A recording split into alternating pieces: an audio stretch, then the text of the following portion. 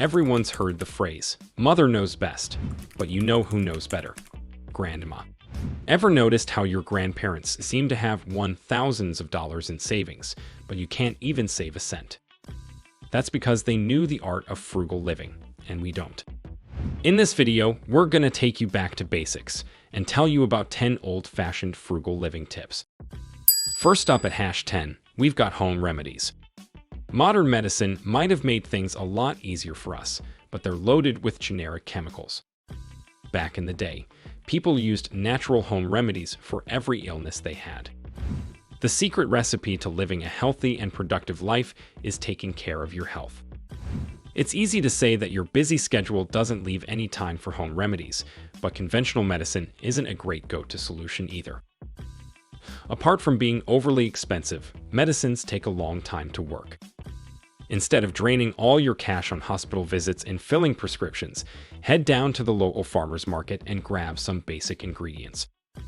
All you need is ginger, lavender, peppermint, and honey, and most of your day-to-day illnesses will just fade away in no time.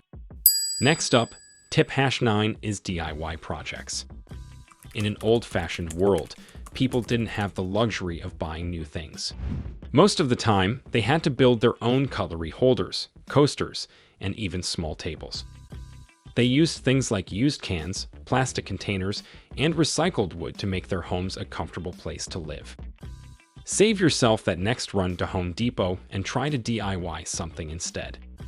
You can make your own candles and even make some hanging flower vases to add to the aesthetic of your house.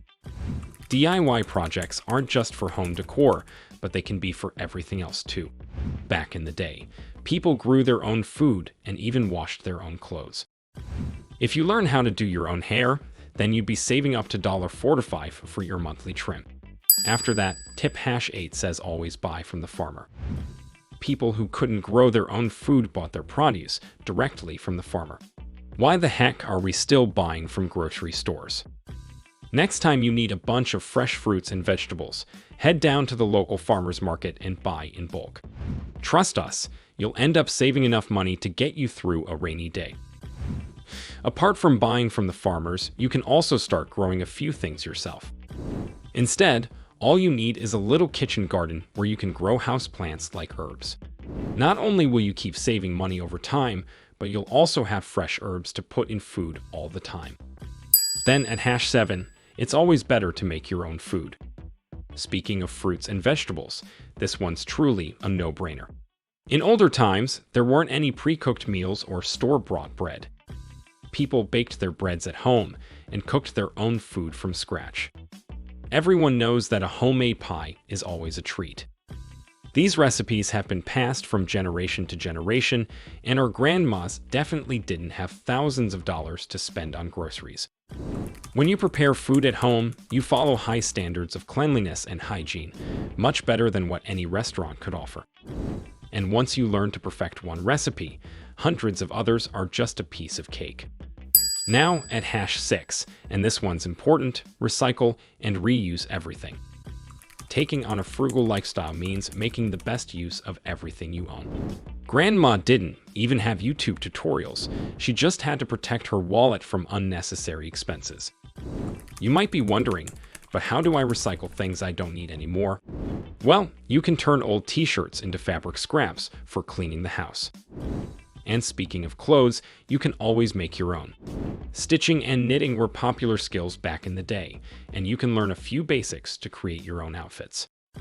Recycling works in many ways, like using empty coffee jars to store spices. When you start thinking outside the box, anything is possible. Even though Grandma might not agree with this one, at hash 5 we've got using coupons. Coupons are a great way to save money, and they've been around for decades. Even if your mom and grandma used coupons differently, that doesn't mean you can't use them responsibly. It's easy to go a little overboard with coupons, so you want to avoid spiraling down that rabbit hole. Instead, only use them on items that you really need to buy instead of wasting money on unnecessary things.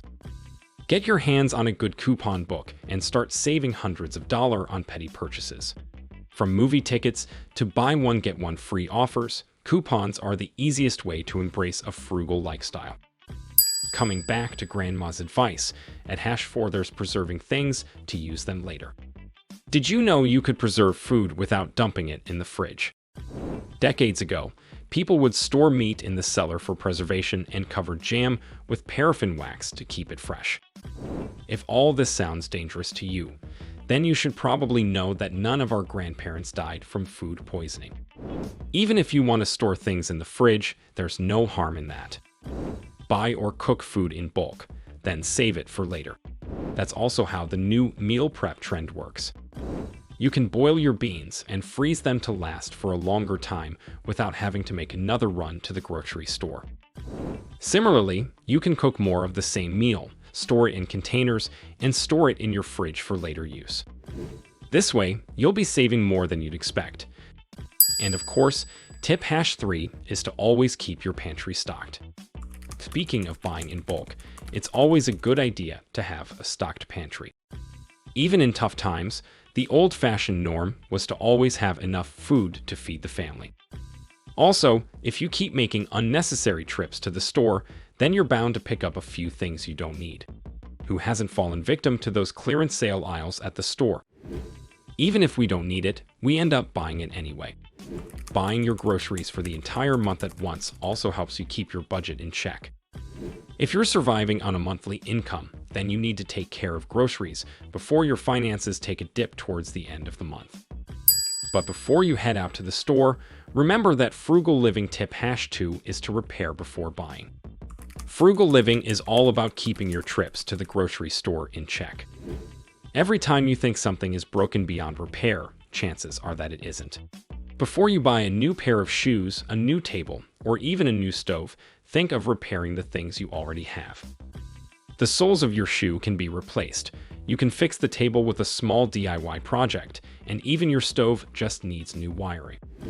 This frugal living tip can help you save a ton of money. Instead of replacing things every time you face a minor inconvenience, consider repairing it and targeting the root of the problem instead. There are many small businesses that help you repair household products. They can even fix a broken handle of your saucepan, an old clock, or that new toy that your kid broke. And finally, for tip #1, you gotta learn to maintain what you have. This one follows on our last tip. If you don't want to spend too much time repairing and recycling, then you just have to learn how to keep your things in good shape. Maintaining your products is all about buying good quality things in the first place. If you buy cheap items made with low quality materials, then they won't last too long in your house before needing a repair. Back in the day, people knew how to maintain whatever little they had in the best possible way. Not only is that friendly for your pockets, but it also helps you keep memorable items for a long time. Nobody needs to buy a new couch every year or replace their refrigerator because it stopped working. All you need to do is buy a good quality couch and clean it regularly. Your refrigerator will need servicing and routine repairs, so get them done whenever it's due. When you start taking care of things properly, you won't even have to invest in repairs, let alone replacements. That's enough frugal living tips for one day, so that's a wrap on this one. Which one of these tips will you be using? Do you have more frugal living tips for us? Let us know in the comments below. Don't forget to give this video a thumbs up and subscribe to our channel for more awesome content like this. See you next time.